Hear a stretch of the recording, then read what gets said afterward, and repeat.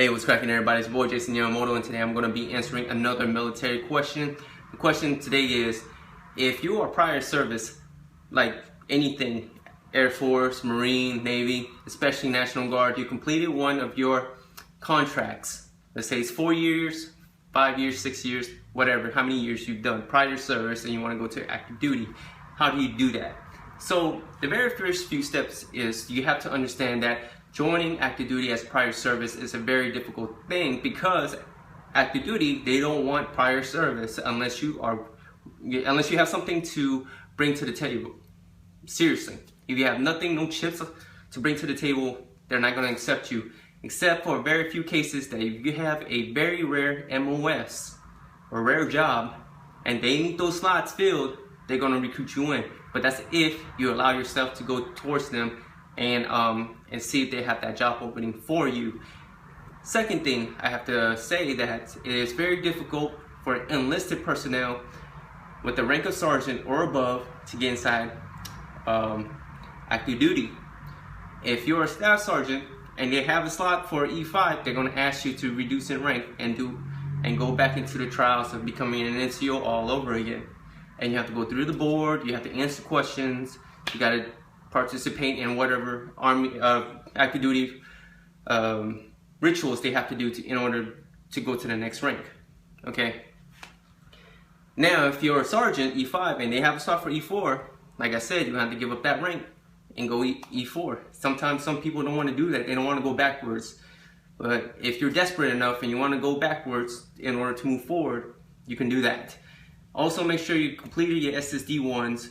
Also, make sure you completed any requirements that you need to do while you're in the National Guard. If you have not done anything for the National Guard and active duty sees that, most of the time they're not going to see that you're a productive soldier and they don't want you. Like I said, it's going to be very difficult. They want people who they can mold from the beginning. If you're not moldable, you don't see any kind of achievements within yourself, they don't want you. And that's the truth. Recruiters, I'm not saying all recruiters, but some recruiters will refuse to work with you and they'll give you the runaround. They'll tell you, well, see me next week. See me on these days. Call me this day. Send me this email. I need this, I need that. You submit everything and you're ready to go. Nothing. They're not going to call you, and sometimes they'll get rotated out, and then a new recruiter comes in and you have to go through this whole process again until the correct recruiter will assist you. Some recruiters will help you, not all. That's all I have to say. Not all recruiters will help you. Now, the best advice I can give you, like I said, you have to wait until the end of your contract. It's so much easier because by then you've already turned in all your equipment to CIF. On top of that, you don't have a contract, so it's easier for you to sign a new contract. And on top of that, make sure you are green on everything. Have your weapons qual ready, have your APFT ready, your med pros ready. Everything has to be green. No UCMJs. No UCMJs. Make sure your ASVAB score is above 50. You have to bring something to the table. If your ASVAB score is under 50 and you want to join regular Army, they have no jobs for you, how are you supposed to transition to regular Army and get a reclass? 80% of the time you will have to reclass into what the Army needs. When you join regular active duty again, you're then, even as prior service, you are filling in for whatever the Army needs. Okay? If they say we need fuelers and you're like a 25 uniform communication specialist and said, oh, I don't want to be a fueler. You have anything else? Well, we have construction worker. I don't want to be a construction worker. Well, then you can't join active duty. Sorry. That's how it works in active duty, man. Trying to get back in. So just FYI, that's what might could happen. Like I said, it doesn't happen in every cases, but in some cases, that's what's going to happen.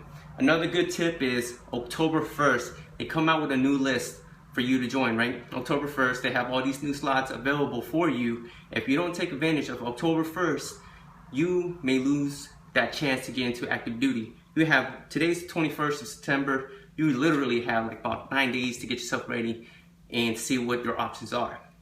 I don't know when you're on ETS, I don't know when your contract is over, but October 1st is your key to get back inside active duty. Alright? If you want to wait longer, You don't know what your chances. The longer you wait, the lower your chances will be when you try to join active duty again. So we're gonna recap everything I've just said. Make sure you have all your weapon squad completed in green. You know, your APFT is good to go. Your height and weight is good to go, because they're not gonna accept any fat asses. All right. Make sure your ASVAB score is above 50. If you can, make sure you have a college degree going in. I promise you, you're going to do yourself a favor. Just get your college degree. Once you get your college degree, go into active duty, all right? I promise you, it's going to help you so much. Let me see what else. Make sure all your med pros is good to go. Get all your shots. HIV is clear. Dental is clear. There's nothing wrong with you, physically or mentally. No UCMJs. Please just don't have any UCMJs. No letter of reprimands. No negative, just no negative comments from your seniors. If your senior NCO has been talking shit about you, and because of your lack of performance, lack of participation, lack of anything, and the recruiter calls your chain of command and they say, no, fuck this guy, don't put him inside active duty, he's just gonna ruin active duty. There goes your another chance. So make sure you have good rapport with your company, your soldiers, your NCOs, and your commanders. All right. Anyways, man, I want to, just want to let you guys know that this is usually the best route for you to become active duty.